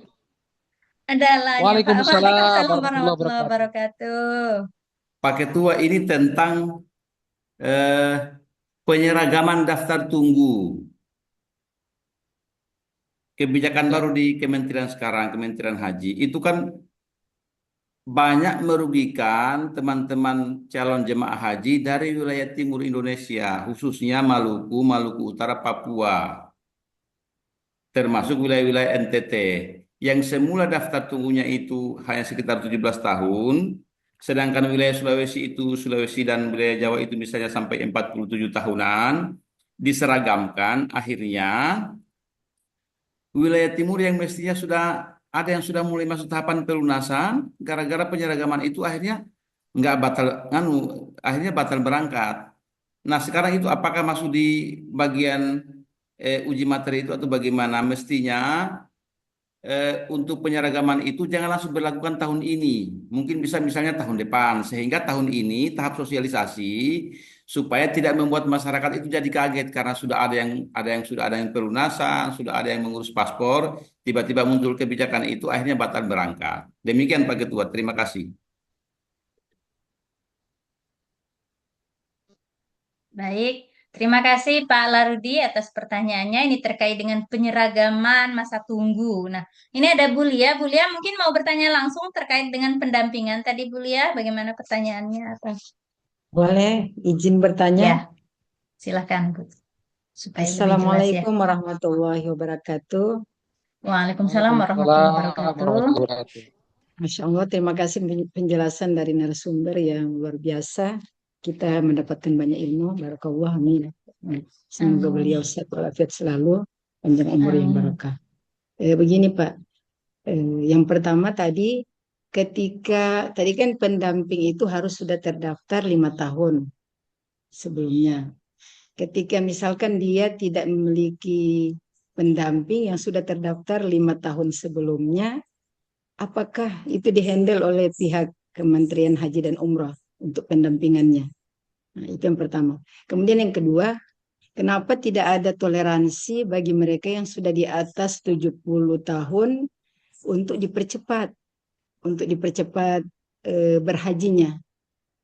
Karena walaupun memang rata-rata di masa sekarang 70 tahun itu masih kuat, tapi banyak juga yang sudah ya kakinya sakit, banyak macam lah penyakitnya. Karena kami punya keluarga yang jauh, Masya Allah ibu itu kasihan udah gimana ya, 70 ke atas dan sakit-sakitan. Jadi 2014 daftar, kami juga 2014, tapi kan setidaknya yang sudah di atas 70 itu jadi prioritas, Pak. Tolonglah itu dipertimbangkan. Ya, terima kasih. Wassalamualaikum Baik. warahmatullahi wabarakatuh. Waalaikumsalam warahmatullahi wabarakatuh. Baik, terima kasih Bu Lia atas pertanyaannya. Pak Ketua mungkin bisa langsung ditanggapi, silakan. Ya, baik. Ini banyak juga nih ya pertanyaannya. Saya tadi tidak sempat mencatat semua. Saya coba yang ingat-ingat dulu ya. Nanti diingatkan kalau ada yang terlewat. Ya. Pertama soal masalah pendampingan dulu begini deh. Jadi betul ya bahwa pendampingan itu memang ada syarat dan ketentuannya tadi. Tetapi tentu kalau dalam jadi kalau yang bisa jadi pendamping memang itu yang penting itu bisa dibuktikan sebagai keluarga sebetulnya, itu yang pertama ya, mau dia anak, mau dia suami, mau dia bahkan seperti keponakan misalnya tadi yang ditanyakan Bun, itu juga masih memungkinkan jika memang bisa dibuktikan begitu ya. Menantu juga bisa itu menjadi pendamping, karena kan bisa jadi misalnya yang akan berangkatnya udah ibu-ibu nih, udah tua nih, ternyata yang memenuhi syarat cuma menantunya aja yang laki-laki, itu bisa juga gitu ya. Oke, jadi sebetulnya intinya bisa dibuktikan bahwa itu adalah keluarga. Nah, itu yang pertama. Tapi kalau syarat yang harus terdaftar 5 tahun memang mutlak ya. Kalau dalam aturan itu memang tercantum jelas. Memang ada syarat terdaftar 5 tahun. Sehingga kalau misalnya ada yang di luar hal tersebut, ya coba dikonsultasikan saja kepada Kementerian Haji setempat begitu ya. Karena kan tentu itu soal kebijakan ya. Nanti coba datang ke Kementerian Haji setempat, karena kalau memang itu aturannya sudah baku, pasti tidak akan bisa tuh. Kalau misalkan ada keluarga yang bisa mendampingi tapi ternyata dia belum mencapai 5 tahun daftarnya misalnya ya. Meskipun kita berkonsultasi ke Kementerian Haji, ketika aturannya memang sudah baku seperti itu, pasti akan ditolak itu. Nah, itu yang kedua jawaban saya. Kemudian yang berikutnya, sebetulnya memang tidak perlu khawatir ya kalau kasus seperti tadi tidak ada pendamping, karena memang petugas haji itu sudah disiapkan ya. Petugas haji itu sudah disiapkan di lokasi, termasuk di Saudi Arabia kan ada juga, karena Kementerian Haji dan Umroh kan memang sudah mengangkat begitu banyak petugas haji, baik petugas yang ada di Indonesia maupun petugas selama pelaksanaan haji di Saudi Arabia nanti gitu ya. Nah, di sana tentu para petugas itu mereka bertugas untuk melakukan penanganan para jamaah haji, termasuk apalagi jamaah-jamaah yang sudah lansia gitu, akan jadi prioritas mereka. Apalagi jamaah yang memang misalnya jamaah lansia tapi tidak ada pendamping karena tidak ada yang memenuhi syarat misalnya. Kan mungkin terjadi itu. Nah, itu tentu akan menjadi prioritas gitu ya bagi para petugas di sana. Karena kan kalau jamaah-jamaah yang masih muda itu kan tentu kebutuhan terhadap didampingi petugasnya kan tentu relatif tidak terlalu butuh dibandingkan jamaah-jamaah yang sudah lansia, yang sudah tua begitu ya, yang sudah sepuh. Jadi pasti ada juga dalam arahan pihak kementerian kepada para petugas, terutama yang di Saudi nanti gitu ya, untuk prioritas kepada jamaah haji lansia untuk mendampingi mereka. Jadi itu sebetulnya, jadi segala celah itu sudah disiapkan sebetulnya. Nah kemudian yang berikutnya lagi yang perlu dipahami tadi, kalau yang Pak Dr. Larudi itu nanti terakhir saya jawabnya ya, yang soal itu, yang dari yang Bulia atau yang lain masih ada Bu Ana tadi apa ya belum? Pak Nazri tadi terkait Pak dengan Nazril yang apa? keberangkatan menggunakan sepeda, bagaimana Oh iya, masa oke. tunggunya, bagaimana Ya, usia mendaftar berapa? baik. Pertama kalau yang tadi berangkat dengan sepeda atau sepeda motor, jadi begini, sebetulnya yang banyak terjadi itu untuk umroh. Saya pun pernah menonton ya, yang misalnya orang berangkat dari Jambi bawa sepeda motor, ada yang pakai sepeda, bahkan ada yang jalan kaki misalnya ya. Itu yang saya tahu ya, itu adalah untuk umroh, bukan untuk haji. Kalau untuk umroh itu kan fleksibel, kapanpun itu bisa dilakukan, ya. Dan tentu kan tetap umroh pun tetap ada visanya. Jadi ketika mereka masuk ke sana tentu ada pemeriksaan juga Pak. Tidak sembarangan, karena kan gini, jangankan di Saudinya. Kan ketika mereka pakai motor, pakai sepeda gitu ya, kan melewati sejumlah negara lain kan? Dan melewati sejumlah negara lain pun sama Pak. Itu tidak bisa sembarangan, ya kan? Tetap harus dia harus ada paspornya misalnya, tidak bisa karena dia pakai sepeda atau jalan kaki atau pakai sepeda motor terus akhirnya jadi bebas tidak perlu paspor. Enggak juga Pak, tetap akan diperiksa juga. Ketika melewati perbatasan tuh pasti ada penjaganya. Nah, dia akan diperiksa paspornya dan lain sebagainya sehingga tetap di negara, jadi apalagi di negara-negara lain saja itu akan ada pemeriksaan, apalagi di Saudi Arabia gitu ya. Nah, akan ada pemeriksaan juga. Itu satu. Kemudian yang berikutnya adalah jadi pemeriksaan itu pasti ada. Cuman memang biasanya untuk umroh. Jadi visa pun tetap harus ada, Pak. Jadi tidak bisa orang misalnya visa pun tetap ada. Biasanya setahu saya ya, kalau orang yang berangkat seperti itu nanti itu dibantu oleh pihak KBRI biasanya. Oleh pihak KBRI itu akan dibantu oleh pihak mungkin KBRI yang di Arab sana atau mungkin juga di KBRI yang negara sebelumnya. Itu saya dengar juga, misalnya ketika dia memasuki negara India misalnya, sebelum sampai ke Saudi dia masuk negara India. Itu oleh KBRI di India tuh mungkin dibantu dia Pak untuk pengurusan hal-hal seperti itunya. Dibantu mungkin KBRI Indianya berkomunikasi dengan KBRI di Jeddah misalnya ya kan. Sesama KBRI akan melakukan komunikasi. Itu biasanya begitu Pak. Jadi tetap dokumen-dokumen begitu tetap dibutuhkan. Jadi bukan berarti orang datang ke Mekah dengan jalan kaki, dengan sepeda motor gitu, kemudian dia jadi bebas. Tidak. Tetap dia harus harus menyiapkan dokumen-dokumen yang dibutuhkan gitu ya. Nah, itu yang saya tahu tuh umroh Pak ya. Kenapa? Karena kalau umroh kan sampainya bulan apapun tidak masalah. Kalau haji itu repotnya banyak Pak, banyak kerepotan. Karena kan kalau haji waktunya ditentukan, terbatas. Kalau orang berangkat misalnya ya, bawa sepeda motor, nyampe ke sana ternyata tidak terkejar. Untuk haji kan jadi masalah juga Pak, gitu kan? Karena kalau umroh kan kapanpun bebas. Tapi kalau haji kan nggak bisa Pak. Haji itu kalau misalkan tanggal 9 Zulhijjah dia belum sampai, berarti kan dia udah nggak terkejar tuh Pak, gitu. Dan dia kan belum bisa memprediksi berapa lama, berapa bulan dia di perjalanan, kan begitu ya. Nah jadi seperti itu kurang lebih gambarannya. Terus yang dari Pak Nazri tadi apa lagi Bu Ana? Masih ada nggak?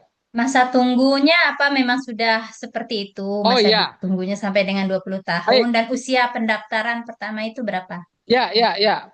Pendaftaran tuh sama Pak. Pendaftaran dengan yang mendaftar dengan yang berangkat itu sama 13 tahun. Ya.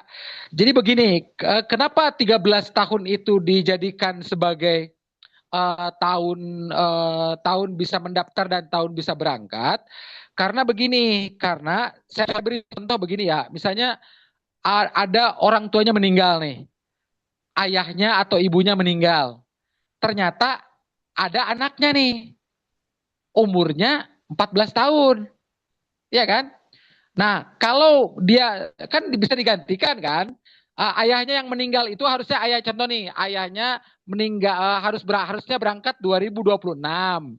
Tapi ternyata 2 bulan sebelum berangkat ayahnya meninggal. Yang ada cuma anaknya, umurnya 13 tahun atau 14 tahun misalnya. Nah, itulah sebabnya umur 13 tahun, 14 tahun dia bisa berangkat. Termasuk juga orang baru bisa daftar umur 13 tahun. Sudah bisa daftar. Jadi usia daftar dengan usia berangkat itu sama, Pak. Oh, Paling muda adalah 13 tahun. berarti Gitu ya. nggak bisa langsung ini Pak ya, misalnya baru SD anak kita kan, anak kita biar cepat berangkatnya nih Pak kan, karena kan peraturan sekarang ini kan udah Untuk aturan 20. saat ini tidak, Pak. Aturan saat ini tidak, Pak. Ya, aturan saat ini tidak, Pak. Kecuali nanti ada perubahan lagi gitu ya. Kecuali nanti ke depan ada perubahan lagi itu mungkin. Karena kan aturan bisa diubah sesuai dengan kebutuhan situasi kondisi. Tapi kalau yang jelas untuk saat ini aturannya seperti itu, Pak. Paling muda adalah 13 tahun. Nah, ini juga kenapa 13 tahun sih sebenarnya latar belakangnya. 3 tahun itu sebetulnya itu tadi tujuannya itu adalah buat orang yang ayahnya misalnya meninggal, anaknya nih, apakah anaknya bisa berangkat menggantikan? Bisa. Bayangkan kalau usia pendaftaran umurnya 17 tahun, berarti kan anaknya itu tadi nggak berangkat kan, itu nggak bisa menggantikan kan gitu ya. Nah, jadi Oh, aturan iya. sekarang tuh seperti itu. Kemudian yang tadi masa tunggu tuh gini, Pak. Masa tunggu itu memang dia fluktuatif ya. Memang tiap provinsi itu berbeda-beda gitu. Itu nanti sebetulnya terkait dengan jawaban dari Pak Dr. Larudi itu akan saya bahas lebih tuntas. Tapi jawaban untuk Bapak begini. Eh, Memang betul Pak, bisa bergeser lebih cepat, bisa bergeser lebih lambat. Kalau lebih lambat itu seperti kejadian adanya force major seperti COVID misalnya. COVID itu kan force major tuh, itu jadi lebih Iya. lambat kan, itu di luar kita.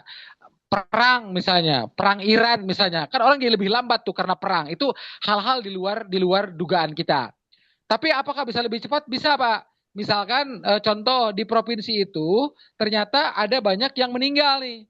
Jemaah hajinya sebelum berangkat meninggal, berarti kan urutannya akan maju lebih cepat gitu loh. Nice. Jadi bisa saya juga ada saudara nih. Saudara saya itu jadwalnya harusnya berangkat 2024, Pak. Harusnya berangkat 2024. Ternyata dia dipanggil 2023 gitu. Itu mungkin terjadi, Pak. Mungkin terjadi karena misalnya jamaah yang sebelumnya ada yang meninggal atau pada saat masa pelunasan ternyata tidak sanggup melunasi.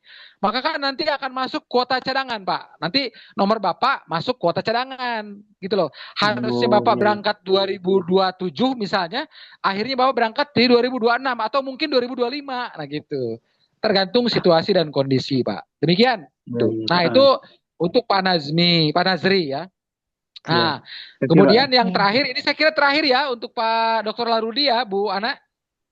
Iya, betul Pak, karena waktunya sudah Ya, berakhir ya juga baik. ya.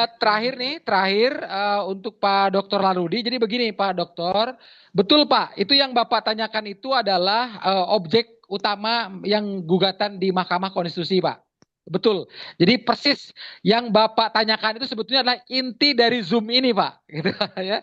Jadi pertanyaan Pak Dr. Larudi itu adalah inti persoalan dari Zoom kita hari ini, inti persoalan dari gugatan di Mahkamah Konstitusi terkait daftar tunggu. Betul sekali, ya. Jadi memang yang Bapak tanyakan tadi seperti yang sudah saya jelaskan bahwa Kementerian, oh ya, ini Bu Dr. Ana biar tahu juga nih dan teman-teman yang lain, Pak Dr. Larudi ini beliau adalah pejabat di Kementerian Agama, Bu. Ya, jadi Pak Dr. Larudi ini adalah pejabat di Kementerian Agama di Sulawesi Tenggara ya. Jadi beliau Berarti bisa menanyakan hal itu. bisa membantu untuk memperbaiki regulasi yang dianggap kaku tadi ya Pak ya. Ya, Pak Dr. Larudi ya. Jadi beliau ini memang pejabat di Kementerian Agama. Jadi alhamdulillah beliau hadir ya. Jadi gini Pak Dokter, memang betul Pak yang Bapak tanyakan itu. Jadi yang tahun-tahun sebelumnya kan Kementerian Agama itu menetapkan dengan proporsi jumlah penduduk Muslim antar provinsi. Ya, nah sekarang oleh Kementerian Haji dibuat menjadi proporsi jumlah daftar tunggu jemaah haji antar provinsi diubah. Dengan pengubahan itu, maka kemudian kuotanya jadi berubah. Contoh, Jawa Barat jadi berkurang 9.000. Jawa Timur jadi bertambah 7.000. Gitu. Nah, kenapa? Karena kalau dilihat dari jumlah penduduk Muslim, paling banyak adalah Jawa Barat. Jawa Timur tuh nomor 2. Tapi kalau dilihat dari jumlah pendaftar, Jawa Timur nomor 1, Jawa Barat nomor 3, gitu. Nah, jadi seperti itu kurang lebih. Sehingga ketika berubah, tahun kemarin dibagi kuota provinsi berdasarkan jumlah penduduk Muslim, maka Jawa Barat paling banyak kuotanya, Jawa Timur itu nomor 2 kalau tidak salah. Nah, sekarang dibalik. Ketika yang dihitung ada jumlah pendaftar, maka Jawa Timur kuotanya jadi nomor 1, Jawa Barat nomor 3. Gitu. Nomor 2 itu pendaftarnya itu adalah Jawa Tengah, seingat saya ya. Nah, jadi cuman yang jadi masalah sebetulnya bukan itu. Yang jadi masalah itu adalah selisihnya itu sangat banyak. Contoh, sekarang dengan diubah, Jawa Barat jadi berkurang 9.000. Gitu, 9.000. Asalnya 38.000 menjadi 29.000. Jadi berkurang kuotanya 9.000. Jadi sangat ekstrim gitu berkurangnya. Begitu juga dengan yang bertambah. Yang bertambah juga sangat ekstrim. Bertambahnya 7.000 gitu ya. 8.000 dan seterusnya. Jadi itu sangat sangat ekstrim. Nah, yang menjadi inti gugatan di Mahkamah Konstitusi adalah agar perubahan itu tidak ekstrim. Kalau yang bertambahnya tidak ekstrim, yang berkurangnya tidak ekstrim. Sehingga tidak kaget. Nah, yang tadi ditanyakan oleh Pak Dokter Larudi, ya kan? Kenapa tidak dilakukan tahun 2027? Ah, itu juga sudah banyak Pak usulan Pak ke Kementerian Haji. Jadi sudah banyak yang mengusulkan. Jangan diterapkan 2026, 2027 saja, karena 2026 sudah banyak yang mendaftar, yang sudah berproses gitu ya. Nah, apa namanya? Sehingga itu 2027 saja diterapkan diterapkan aturannya.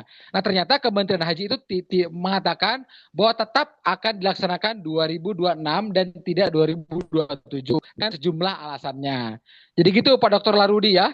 Nah, kita lihat saja nanti kalau putusan MK itu memang dikabulkan, Pak Dokter, maka apa yang Bapak tanyakan tadi itu tidak akan terjadi, Pak. Artinya ketimpangan masa tunggunya tidak terlalu jauh, Pak. Gitu, Pak ya. Ketimpangan masa tunggu yang tadi Bapak tanyakan itu tidak akan terlalu jauh. Kita lihat nanti apakah MK akan mengabulkan ataukah tidak. Apapun yang terjadi kan putusan MK harus dihormati kan begitu ya. Mau dikabulkan, mau ditolak harus kita hormati. Oh iya, terakhir Bu Dr. Ana, ini admin akan share link untuk sertifikat ya. Jadi Bapak Ibu jangan dulu keluar, sebelum ditutup nanti oleh moderator ya, jangan dulu ada yang keluar karena link untuk sertifikatnya akan di-share oleh admin. Tolong kepada admin untuk segera di-share. Saya serahkan kepada Bu Dr. Ana. Boleh Baik, tanya terima lagi kasih enggak, Pak Pak? Ketua atas waktu dan penjelasannya. Bu Ana boleh Bagaimana tanya lagi enggak? Kalau gitu sementara diskusinya dengan moderator saja dulu. Boleh tanya lagi enggak? Satu kali aja. Baik, baik Ibu. Sambil menunggu link absensi, kita persilahkan Bu Dr. Evi untuk bertanya. Yang terakhir ya Bu ya, silakan. Baik, terima kasih Bu. Karena tadi menurut Pak Ketua kan kalau mau berangkat berarti tunggu 18 tahun ya Bu ya. Nah kalau saya misalnya mau mendaftar jadi petugas haji, boleh enggak? Kan kebetulan saya dari kesehatan kan. Nunggu 18 tahun boleh enggak? Itu aja sih, mau tanya itu aja apakah boleh karena kalau nunggu saya udah bolak-balik. Kalau dulu kan gampang ya pergi saya bolak-balik aja nggak masalah pakai yang plus ya waktu itu 200 juta. Nah kalau sekarang kan susah nih katanya harus 18 tahun nggak bisa lagi diiniin. Nah kalau saya mendaftar jadi petugas haji kira-kira boleh nggak ya biar saya bisa pergi lagi. Boleh Bu, boleh daftar. Yang penting dokter atau perawat Bu. Oh iya betul kalau kebetulan kan saya orang kesehatan kan yang penting Iya, punya sertifikat biasanya itu BPJS. ada pengumumannya dari Kementerian Agama masa pendaftaran petugas haji. Hmm. Nah, kebetulan saya sudah 3 tahun terakhir ini ikut mendaftar terus. Terus belum. Selalunya gagal di provinsi. Oh itu enggak langsung dipanggil ya? Ya, tidak kan daftar dulu melengkapi semua berkasnya. Setelah lulus itu baru kan ada CAT-nya. Mm. tahap 1 di tingkat kabupaten. Setelah lulus di tahap 1 tingkat kabupaten, lalu ada CATN tingkat provinsi sekaligus wawancara. Kalau di situ lolos, itu nanti lolos berarti tinggal panggilan untuk diklat. Oh, gitu. Ya, Jadi begitu ada Bu. diklatnya lagi Alhamdulillah. ya, Pak. Ya. Baik, Sudah terima kasih, terjawab Pak. dari Pak Dokter Larudi ya Bu Dokter Evi ya, bahwa Ibu Baik. boleh mendaftar untuk ini gitu. Mungkin Itu untuk lebih terbuka untuk detailnya umum. nanti. Iya, hanya untuk dari bagian kesehatan ya Pak ya. Jadi jatahnya itu ada untuk kesehatan haji itu ada petugas, ada perawat dan ada dokter. Iya. Terus untuk umum itu ada ketua kloter, ada pembimbing ibadah. Oke. Ditambah dengan PHD, petugas haji daerah. Semua ini mekanisme seleksi semua. Seleksi Oh, semua ya Pak ya. Baik, seleksi, terima kasih yang atas nyeleksi siapa informasinya itu, Pak Pak? Dokter Larudi. Ya, Yang mudah-mudahan saya doakan yang tadi ini yang bertanya, mudah-mudahan tahun depan sama-sama Dokter Evi, mudah-mudahan tahun depan sama-sama lolos jadi petugas haji. Amin. amin, amin ya Daripada Robbal nunggu 18 tahun, Alamin. jadi petugas saja. Iya. Bu Dokter Epi ini dari Samarinda, Pak. Oh, Bapak Ibu jangan lupa link absensi tolong diisi untuk sertifikatnya ya Bapak Ibu sebelum kita tutup. Baik, untuk pertanyaan sudah kita tutup Bapak Ibu, dan untuk fokus group discussion hari ini saya rasa sudah cukup juga. Dan Pak Ketua, terima kasih banyak atas paparan materinya yang luar biasa sehingga kami bisa mendapatkan informasi yang mendalam terkait dengan perubahan undang-undang dan apa yang terjadi terkait dengan haji dan umroh saat ini. Beberapa hal yang bisa kita ambil kesimpulan di sini yakni terkait dengan masa tunggu. Semoga ada kebijakan terkait dengan masa tunggu di sini baik dari provinsi dan antar provinsi yang satu dengan provinsi yang lain. Kemudian kuotanya juga semoga bisa ada peninjauan ulang juga karena di Jawa Barat dan beberapa daerah lainnya ada perubahan yang sangat ekstrim. Tadi informasi dari Pak Ketua, dan kita berharap ini semua bisa ada peraturan yang lebih fleksibel untuk kita semua.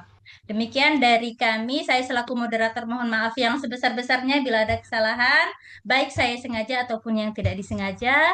Dan saya berharap Bapak Ibu sudah mengisi link absensi untuk mendapatkan sertifikat pada hari ini di fokus group discussion kita. Untuk Pak Ketua, terima kasih banyak atas waktu dan sharingnya. Dan untuk semua peserta, Bapak Ibu Dokter semuanya, sehat-sehat selalu. Terima kasih atas kehadirannya. Selamat menjalankan ibadah di bulan suci Ramadan ini. Semoga lancar, kita bisa bersilaturahmi lagi nanti. Billahi taufiq wal hidayah. Wassalamualaikum warahmatullahi amin, wabarakatuh. amin, amin, amin. Waalaikumsalam Waalaikumsalam warahmatullahi warahmatullahi Warahmatullahi wabarakatuh. wabarakatuh. Terima kasih Mbak Ana. Ya, Ya, sama-sama. Terima Terima kasih kasih. narasumber, Masya Allah. Makasih Mbak Ana. Sehat walafiat. Ya, terima kasih Bapak Dokter Larudi. jangan lupa itu link sertifikat ya, link sertifikatnya jangan lupa. Ya, tolong diisi. Sedang ngisi nih. Pak Dokter Sakeran itu kalau urusan sertifikat pasti gerak cepat. Untuk BKD. Masya Allah Mbak Ibu Jojo ya. Masya Allah. Ibu Lia tinggal di mana Bu Lia? Saya Pontianak. Oh, ke Pontianak, Kalimantan Barat. Iya betul. Iya. Sehat walafiat semuanya. Terima kasih Mbak Ana. Assalamualaikum. Ya, terima kasih warahmatullahi beliau. Salam. Waalaikumsalam warahmatullahi wabarakatuh. Terima kasih semua Ibu, mundur Bu Ana, Ya, makasih terima banyak. kasih. Assalamualaikum Terima kasih warahmatullahi Bapak Ibu wabarakatuh. semua. Pak Ketua, Waalaikumsalam warahmatullahi mohon diri. Siap. Oke. Ya, terima kasih semuanya. Ya, Terima kasih. Ya. Ya. Izin Salam. dulu, Bu. Ya, silakan Bu.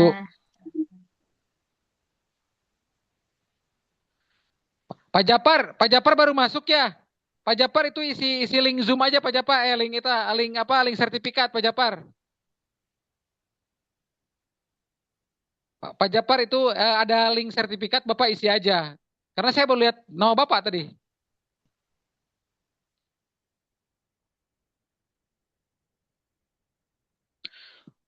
Oke, Bu Dokter Ana, terima kasih ya. Baik. Ya, terima Oke, kasih oke. Pak Ketua. Sehat-sehat selalu. Siap. Oke, Ya. saya pamit juga pamit. Yo, assalamualaikum. Ya. Waalaikumsalam warahmatullahi wabarakatuh. Baik, Bapak Ibu, terima kasih semuanya. Sehat-sehat selalu untuk kita semua. Saya pamit. Wassalamualaikum warahmatullahi wabarakatuh.